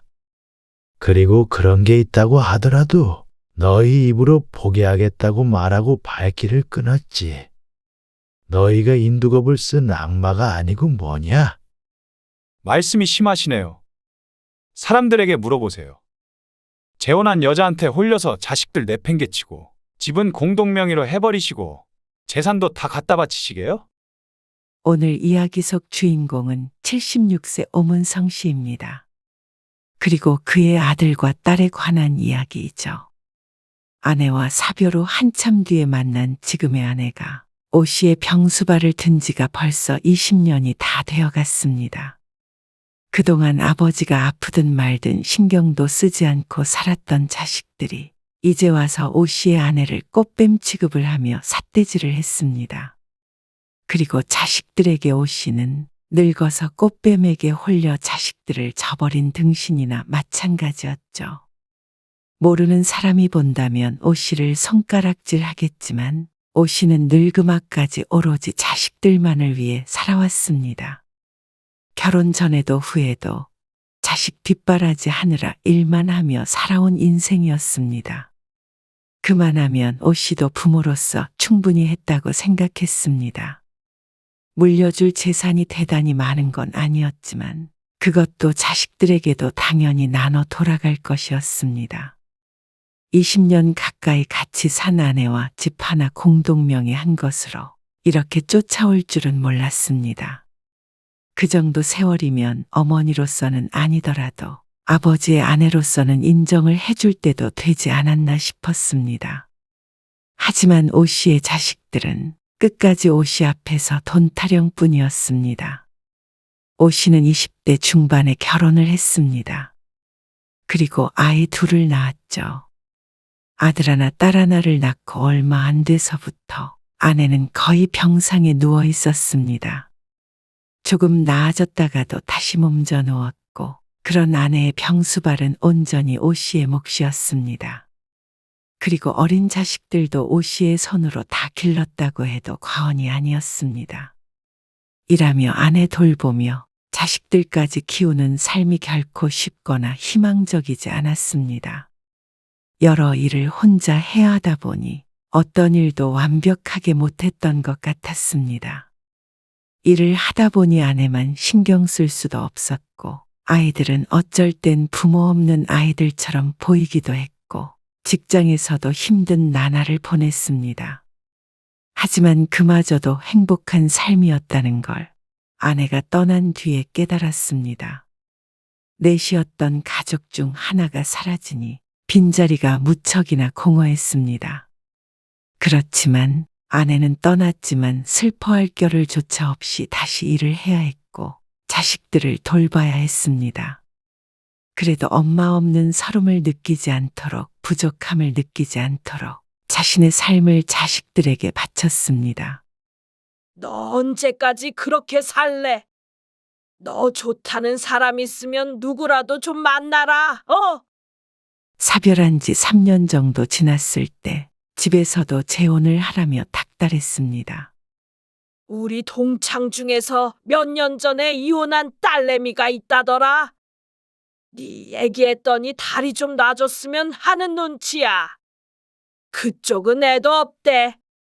우리 애들 있는데 어떻게 재혼을 해요? 아니, 애가 있으니까 더 엄마를 만들어줘야 될 거 아니야. 그렇게 계속 엄마 없는 애들로 키울래? 그런 말 하지 마세요. 애엄마 떠난 지 얼마나 됐다고. 아휴, 안쓰러워 그런다. 오 씨는 혼자의 힘으로 아이들을 키웠습니다.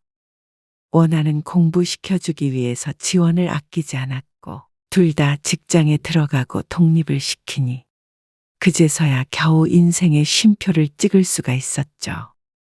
아들, 딸은 서울에 있는 좋은 대학을 졸업하고 남부럽지 않은 직장에도 들어가게 되었습니다. 오 씨도 회사를 나와서 차린 프랜차이즈 족발집이 잘 되어 회사에 다닐 때보다 벌이는 훨씬 나아졌습니다. 삶도 여유로워졌고 자식들도 잘 살고 있었지만 오 씨는 정신없이 살던 지난날보다 더 외로워졌습니다. 이번 명절에는 올 수 있니? 바쁘죠. 명절에도 일을 해? 일하는 건 아닌데. 약속도 있고 그냥 내년에 갈게요. 성희는? 성희도 바쁘대? 모르죠. 아버지가 연락해 보세요. 자식들 얼굴 보는 게 하늘의 별 따기나 마찬가지였습니다. 바쁜 건 알지만 엄마가 없어서 그런지 어쩐지 다른 자식들처럼 살갑지가 못했습니다. 오 씨가 그렇게 키워서였을까요? 아니면 타고난 성격이 그래서일까요? 하지만 중요한 건 오 씨에겐 여전히 자식들이 어떤 일보다도 우선이지만 자식들 중 누구도 오 씨를 우선순위에 두는 사람이 없다는 것이었죠. 넘어지셨다면서요? 그나마 더 자주 전화하는 것은 딸이었지만 그마저도 전화뿐이었고 목적은 한결같았습니다. 그래. 병원에 갔다가 왔는데 한동안은 일도 쉬어야 할 것 같아. 그러게 조심하시지. 오빠는 연락도 없죠? 그러네. 참, 아무튼간 조심하세요.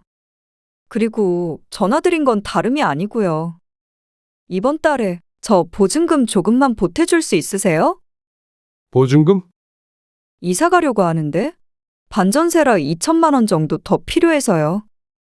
알았다. 통장으로 보내면 되지. 네. 감사해요. 전화를 끊고 오 씨는 한숨을 쉬었습니다. 넘어져서 허리를 심하게 다쳤는데 아들은 그 소식을 듣고도 연락 한 통 없었고 딸은 오 씨의 안부보다도 2천만 원이 중요해 보였습니다. 자식들이 품 안에서 떠나면 다 이런 것인가 싶었습니다. 오 씨는 아픈 허리를 부여잡고 소파에서 몸을 일으켰습니다. 누군가 좀 부축을 해줬으면 했습니다. 하지만 오 씨의 곁에는 아내도 자식들도 없었습니다. 그렇다고 간병인을 쓸 정도는 아니라 불편한 몸을 이끌고 천천히 다닐 수밖에 없었죠. 그때 오 씨의 휴대폰이 울렸습니다. 화면을 보니 아들의 이름이 떠 있었습니다. 웬일인가 싶었죠. 병원에 있다가 나올 때 문자 메시지를 보냈었는데 대꾸도 없던 아들이었습니다. 병원에 있는 동안에는 누구도 찾아오지 않았지만 집에 와서조차 연락이 없으니 오씨도 내심 서운했던 모양이었습니다. 아닌 척하긴 했어도 아들의 이름을 보니 반가운 마음이 먼저 들었습니다. 성철이냐? 네. 저예요. 그래. 아까 전에 집에 왔다. 그런데 아들은 오씨가 어디에 있는지는 전혀 관심이 없어 보였습니다. 드릴 말씀이 있어서요. 아, 무슨 말? 그러자 아들이 놀랄 만한 소식을 전했습니다. 저 결혼해요. 결혼? 그동안 여자친구가 있다는 소리는 들어본 적도 없었으니 결혼 소식이 갑작스러울 수밖에 없었죠. 있다고 소개시켜줄 성격도 아니었지만 그렇다고 이렇게 빨리 전화로 결혼을 알려올 줄은 몰랐습니다. 네.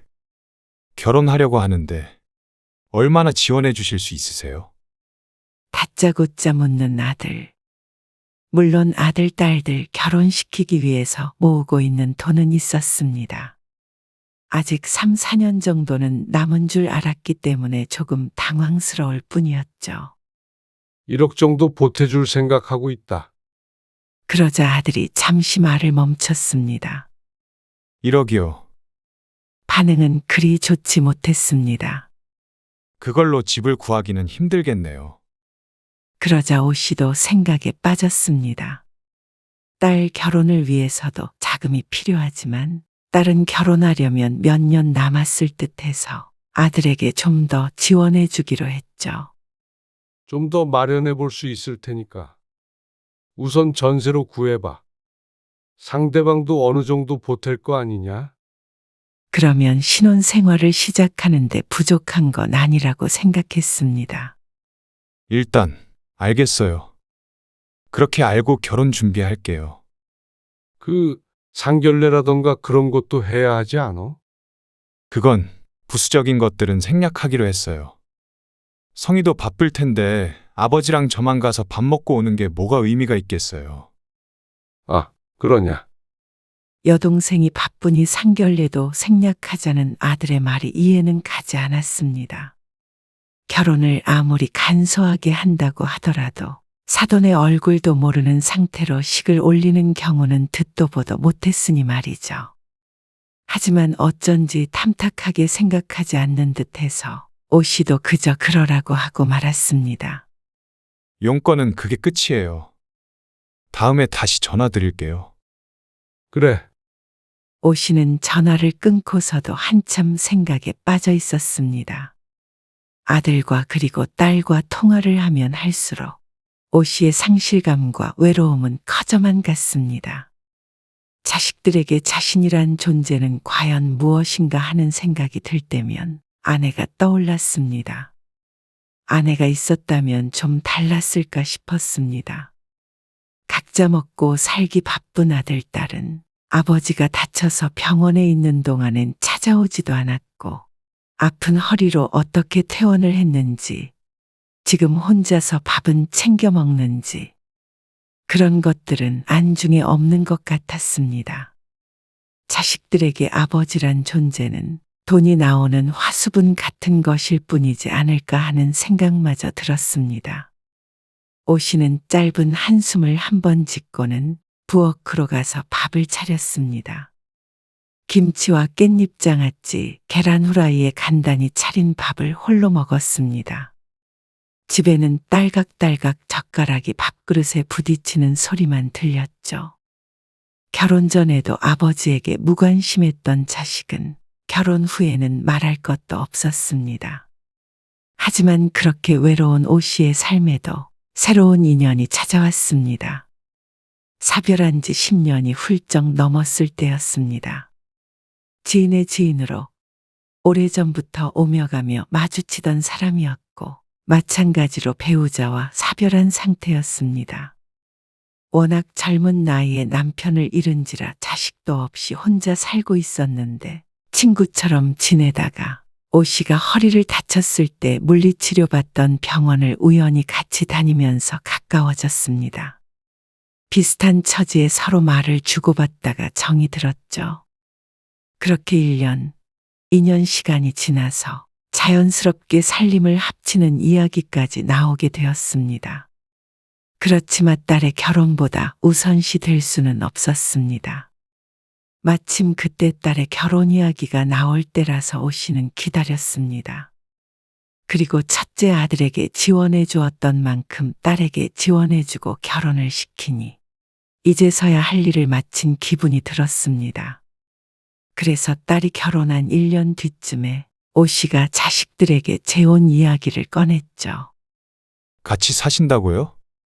왜 이제 와서? 그렇게 됐다. 오 씨도 이제는 자신의 인생을 살고 싶었습니다. 젊은 나이는 아니지만 그렇다고 아주 늦은 나이도 아니라고 생각했습니다. 젊은 날엔 아이들 생각에 혼자 지냈지만 이제 더 이상은 외롭게 살고 싶지 않았죠. 아들, 딸은 축하해 주지도 않았지만 크게 반대하지도 않았습니다. 자식은 없으시대죠? 그래. 그럼 나중에 문제만 안 되면 상관없어요. 재산 문제를 말하는 모양이었습니다. 아들, 딸도 이제 와서 재혼하는 아버지에게 배신감을 느끼기엔 너무 오랜 시간이 지나 있었고 자신들 삶을 신경 쓰기에도 바쁜 듯 보였습니다. 그렇게 오 씨는 지금의 아내와 재혼을 하게 되었습니다. 너희 시간 되면 다음 주에 다 같이 밥 한 끼 먹자. 다음 주. 좀 바쁜데요. 성희도 부를 거니까 밥 한 끼 정도는 같이 먹으러 와라. 아, 알겠어요. 늦은 나이에 재혼하면서 결혼식을 올릴 것도 아니니 그래도 자식들과 다 같이 식사 한 번쯤은 하길 바랐습니다. 아들도 딸도 좋아하는 기색은 아니었지만 그래도 이 정도도 못하는 사이로 지내고 싶지는 않았습니다. 괜히 긴장되네. 긴장할 건 뭐 있어. 그냥 밥 한 끼 먹고 말 건데. 앞으로 명절 때는 볼 텐데 미리 보면 좋지. 하지만 그게 좋은 아이디어가 아니었다는 사실을 식당에서 만나서야 깨닫게 되었습니다. 안녕하세요. 아, 네. 안녕하세요. 안녕하세요. 어색한 침묵이 흘렀습니다. 서로가 가시방석에 앉은 듯이 불편해했습니다. 그건 오 씨도 마찬가지였죠. 아들, 딸은 무엇을 물어도 시큰둥했고 대화는 3마디 이상 이어지지가 않았습니다. 오 씨는 한숨을 쉬었습니다.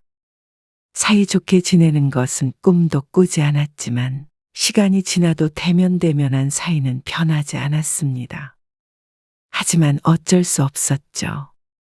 얼굴을 보는 것도 명절 정도가 전부였고 아내는 자식들에게는 전혀 남인 사람이니 말이죠. 그렇게 서로 꼭 필요할 때만 왕래를 하며 살았습니다. 그 꼭 필요할 때라는 것은 오 씨가 자식들이 필요할 때가 아니었고 자식들이 오 씨를 필요로 할 때였습니다. 그리고 그런 때는 꼭 돈과 연관이 있었습니다. 아빠, 부탁이 있어요. 어느 날 딸이 전화를 했습니다. 그러면서 좋지 않은 목소리로 이야기를 꺼냈습니다. 박서방이 지금 상황이 좀 안 좋아요. 사업을 하는 사위와 결혼했던 딸. 그런 사위의 사업이 잘 안 되고 있는 모양이었습니다. 결혼할 때도 집값을 보태주었고 그 전에도 그 후에도 종종 손을 벌리는 딸을 도와주었지만 언제까지 이래야 하는지 의문이었습니다. 뭐가 얼마나 안 좋길래 그래? 요즘 워낙 경기도 안 좋으니까 자꾸 적자가 나나 봐요. 그럴 때마다 어떻게 오 씨가 막아줄 수 있을지 오 씨도 답답할 노릇이었습니다. 이러다가는 늙어서 땡전 한 푼도 없을 것 같았습니다. 아직까지 장사는 잘 되지만 언제까지 잘 되리라는 보장도 없고 오 씨는 점점 나이 들어갔습니다. 설마 그분 때문에 망설이시는 건 아니죠? 뭐, 그런 거 아니다. 큰 돈을 어떻게 덜컥 주겠어. 생각할 시간 좀 줘라. 그렇게 고민하는 오 씨를 오히려 아내가 설득했습니다. 그래도 딸이 어렵다는데 아빠가 돼서 어떻게 외면을 해요? 그러다가 우리 노후는 어떻게 해? 나도 아직이라고 당신도 아직이라는데 여력 있을 때 도와줘야죠. 정말로 더 늙으면 도와주고 싶어도 못 도와주는 때가 오잖아요. 이제 부부가 됐는데 오 씨의 자식에게 돈을 주는 게 아내는 섭섭하지도 않은 모양이었습니다. 딸은 아내가 돈을 못 주게 하는 것이 아닌가 의심을 하고 있는데 말이죠. 그렇게 오 씨는 또다시 딸에게 돈을 건넸습니다. 그러면서도 씁쓸한 감정은 지울 수가 없었습니다. 이렇게 자식들에게 한없이 퍼주는 건 더 이상 안 되겠다고 느꼈을 그때쯤 오 씨의 의지가 아니더라도 자식들과 교류가 끊어지는 일이 생겼습니다. 이제 막 제대로 살아보려던 오 씨에게 또 다른 시련이 찾아오게 된 것이었습니다. 오 씨는 어느 날 위암 진단을 받게 되었습니다. 위암은 비교적 흔한 병이었고 오 씨의 상황이 나쁘지 않아 수술도 가능했지만 암이라는 소리를 듣는 순간 인생이 끝나는 것만 같은 기분이 들었습니다. 오 씨의 옆에는 이제 아내가 있었지만 재혼한 지 얼마 되지 않아서 이런 일이 있어서 죄스러운 기분이었습니다. 졸지에 남편 병수발을 들게 되었으니 말이죠. 오 씨는 아내의 존재가 감사했지만 그 반대라면 끔찍할 듯 했습니다. 그래서 오 씨가 아내에게 떠나도 된다고 말을 했지만 아내는 고개를 저었죠. 미안해. 고생만 시키게 됐네. 불구가 된 것도 아닌데 뭘 미안해요. 수술만 하면 되는데. 수술 잘 되더라도 항암도 계속해야 되고 평생 관리하면서 살아야 해. 그러면 그렇게 살면 되지. 뭐가 문제예요?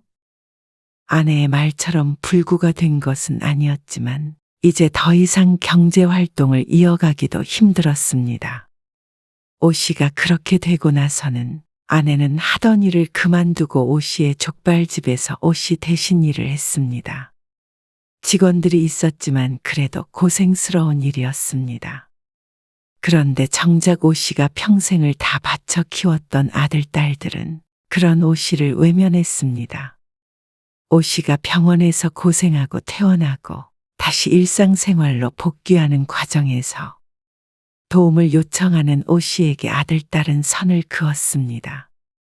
좀 태워다 줄 수 있을까? 식당이 바빠서 날 데리러 오지 못한다지 뭐야. 병원에만 잠깐 들리면 되는데. 아들에게 잠시 병원에 태워다 줄 수 있느냐고 물었지만 아들에게서 돌아온 것은 싸늘한 대답이었습니다. 지난번부터 언제 한번 말씀드려야겠다고 생각했는데요. 저 사는 것도 바빠서 아버지 병수발까지는 제가 못 들어요. 오 씨는 그 말을 듣고 잠시 숨을 멈췄습니다. 대단한 걸 요구한 것도 아니었습니다. 그리고 이런 부탁은 이번이 두 번째였고 말이죠. 저 나중에 재산 이런 거 안 물려주셔도 돼요. 그러니까 부모 부양하는 것까지는 바라지 말아주세요. 물론 처갓집도 똑같을 거니까 서운하게 생각하지 마시고요. 대신 아버지 옆에는 그분이 계시니까 괜찮으시죠? 재산을 물려주지 않아도 되니 아프다고 찾지도 말아라. 아주 단호하게 선을 긋는 아들의 말에 오 씨는 심장이 지끈거렸습니다. 이미 받을 수 있는 건 다 받았고 부모에게서 앞으로 나올 것과 부모를 부양하는 것 두 개를 저울질 해본 결과가 이것인 듯 했습니다. 받을 게 훨씬 크다고 생각했다면 이런 식으로 부모를 손절해버리지는 않았을 테니 말이죠. 그리고 그건 딸도 비슷했습니다. 좀 괜찮아요? 한번 뵈러 가려고 해도 먹고 살기가 바빠서 참 그러네. 명절에 못 찾아뵈도 이해해 주세요.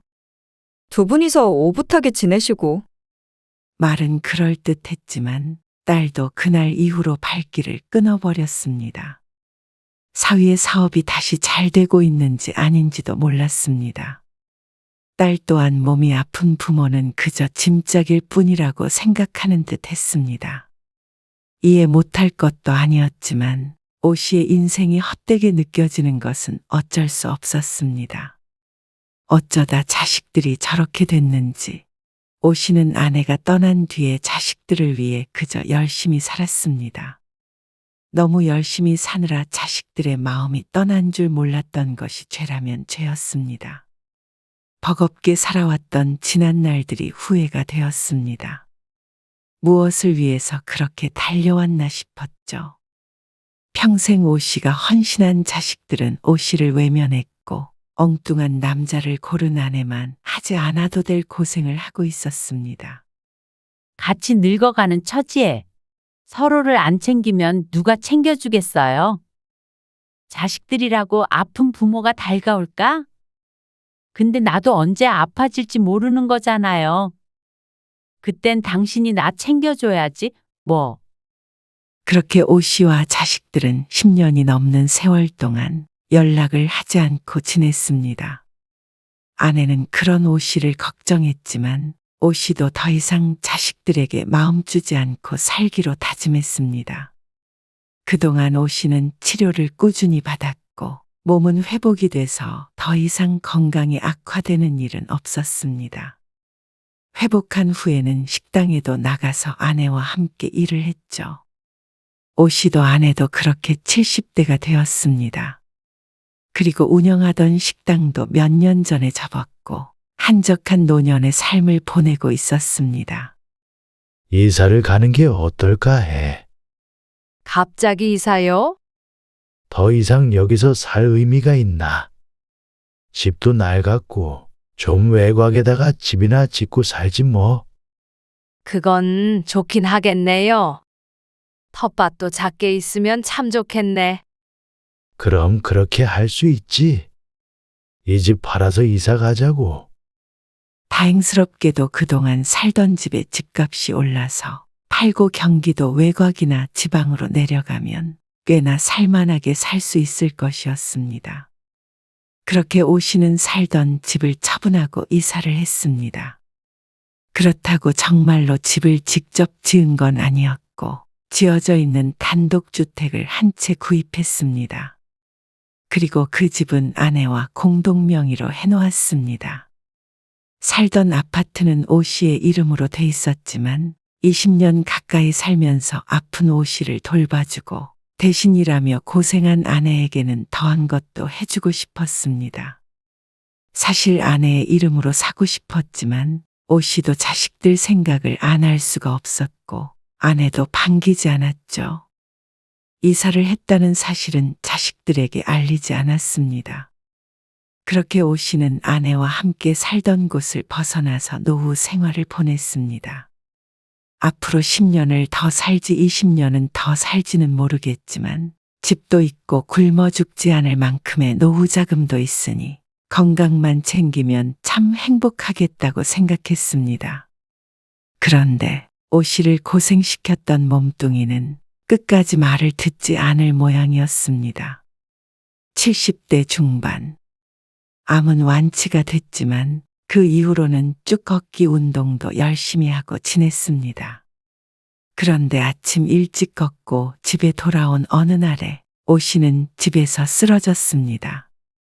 바로 곁에 아내가 있어서 곧장 병원에 갈 수 있었지만 좋은 징조는 아니었습니다. 암이 재발했나 싶었지만 뇌혈관 질환이 의심된다고 했죠.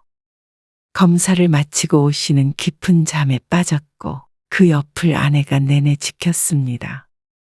사실 성철이랑 성희한테 제가 연락했어요. 애들한테? 오 씨가 잠든 사이에 자식들에게 연락을 했다는 아내. 그래도 혹시나 하는 마음에 어떻게 될지 모르니까요. 뭐하러 했어? 그래도 자식이잖아요. 당신 입원해 있는 동안 찾아올지도 모르니까 말하는 거예요. 놀라지 말라고. 참, 괜한 짓을 해. 말은 그렇게 했어도 오 씨는 자식들을 기다렸습니다. 쓰러지고 나니 자식들 생각이 나는 건 어쩔 수가 없었습니다. 그래서 입원해 있는 동안 오늘 오나 내일 오나 기다렸죠. 다행히도 건강에는 큰 문제가 없었고 혈압 관리가 필요하다는 말을 들었습니다. 그리고 아들, 딸은 오지 않았습니다. 그런데 퇴원하기 전날 밤에 아들에게서 전화를 받았습니다. 언제 퇴원하세요? 잘 있었느냐는 인사는 없었습니다. 내일 퇴원한다. 그러면 내일 저희가 찾아뵐게요. 집으로? 네. 어딘 줄이나 아냐? 그분이 며칠 전에 연락하셔서 알려주셨어요. 성이랑 갈게요. 여동생까지 데리고 오겠다는 아들. 내심 그래도 자식들이 부모 걱정은 하나 싶었습니다. 아내가 얼마나 심각하게 이야기했는지는 모르겠지만 당시에 오 씨도 죽음을 떠올렸던 것을 생각하면 자식들도 놀랄만 하다고 생각했죠. 그렇게 다음 날이 되었을 때 아들과 딸이 오 씨의 집에 찾아왔습니다. 참 좋은 곳에 사시네요. 너무나도 오랜만에 보는 자식들이었습니다. 잘 지내셨어요. 눈물이 날 것 같은 기분이었죠. 비록 헤어질 때는 끝이 좋지 않았지만 그런다고 부모 자식 사이가 끊어지는 것은 아니었습니다. 안 보고 살지만 늘 마음속 한구석엔 자식들이 있었습니다. 밥은 먹었냐? 아니요. 배 안 고파요. 하지만 아들은 느긋하게 해오를 기뻐할 시간을 주지 않았습니다. 이제 일은 안 하세요? 그렇지. 식당이 잘 됐었나 봐요. 뜬금없는 말에 오 씨가 가만히 쳐다만 보자 아들이 따지듯 말했습니다. 사시던 그 아파트 알아보니까 꽤 비싸게 파셨던데요. 그걸 어떻게 아는 것인지 의아했습니다. 그리고 이 집은 저분이랑 공동 명의로 사셨더라고요. 손가락으로 아내를 가리키며 말하는 아들. 눈빛은 차갑기 그지없었습니다. 명의가 어떻게 되었는지 아는 것을 보니 아무래도 등기부를 떼 본 것 같았습니다. 연락받고 부모를 걱정하는 것보다도 등기부를 먼저 떼볼 생각을 했다니 기가 막혔습니다. 그게 뭐 어쨌다는 거야? 아들, 딸의 의도가 느껴져서 오 씨도 반가움은 뒤로 미뤘습니다. 그러자 딸이 오 씨에게 말했습니다. 어떻게 이러실 수가 있어요? 자식 생각은 안 하세요? 자식 생각?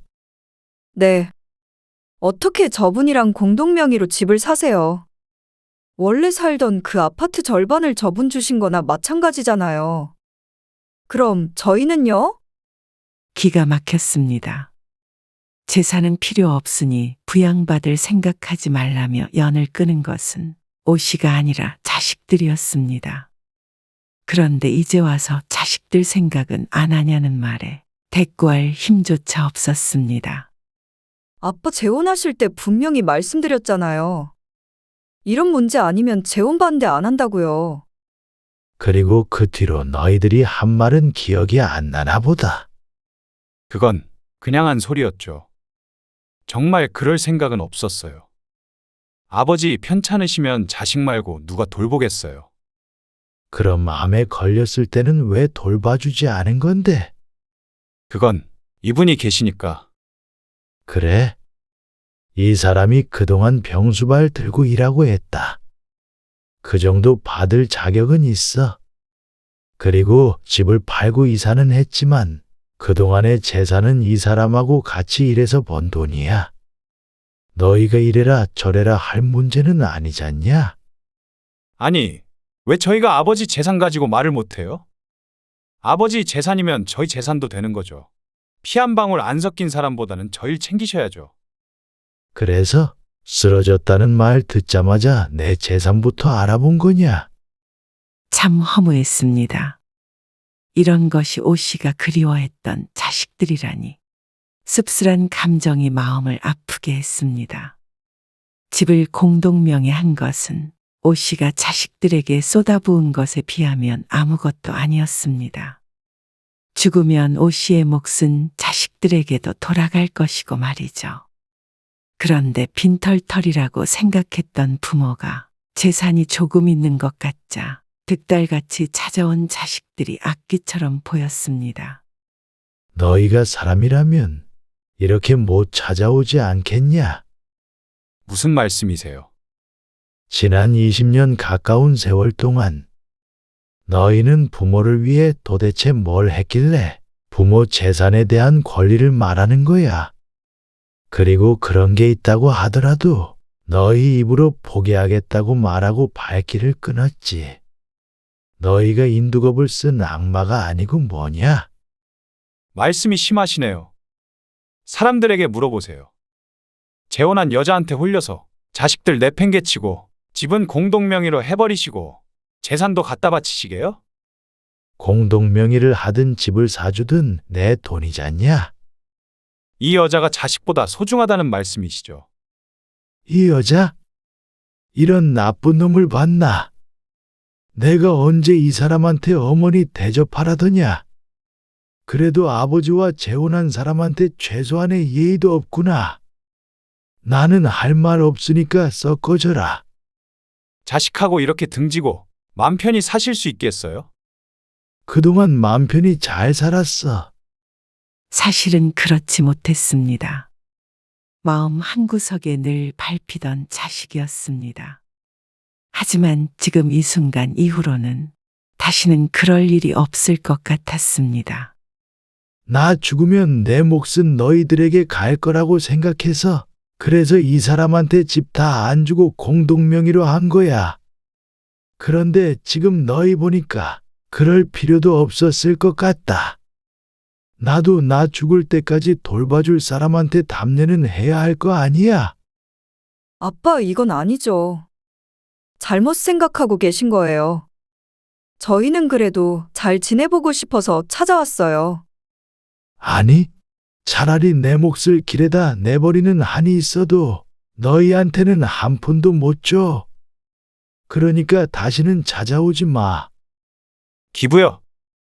그럼 정말로 후회 안 하시는 거죠? 내가 단 한 가지 후회가 되는 게 있다면 성인이 된 너희들을 계속 뒷바라지했던 지난 날이야. 그게 가장 후회된다. 너희를 낳은 것조차 후회하게 만들고 싶지 않다면 내 앞에서 사라져라. 다시는 볼 일 없길 바란다. 아들과 딸은 씩씩거리면서 집 현관이 부서질 정도로 쾅 닫고 나가버렸습니다. 오 씨는 숨을 몰아쉬었고 아내는 걱정스럽다는 듯이 오 씨를 부축했습니다. 오 씨는 빈말을 하지 않았습니다. 자식들에게 단 한 푼도 갈 수 없도록 할 생각이었습니다. 수십억 하는 집은 아니었지만 단 몇 억이라도 자식에게 주고 싶지 않았습니다. 그런데 그러려면 최대한 오래 건강하게 살면서 돈을 써야 했습니다. 오 씨는 마음을 굳게 먹었습니다. 그 뒤로도 아들, 딸에게 전화가 왔지만 결코 받지 않았습니다. 이제는 자식들이 아니라 도둑들이라고 생각하고 살기로 했습니다. 그렇게 된다면 아쉬울 사람은 오 씨가 아니라 자식들이 될 것이었습니다. 그리고 이렇게 부모 가슴에 대못을 박은 자식들은 언젠간 그 자식들에게 똑같은 일을 겪게 될 테죠. 깨닫고 난 뒤에는 이미 늦은 것일 테지만 말이죠.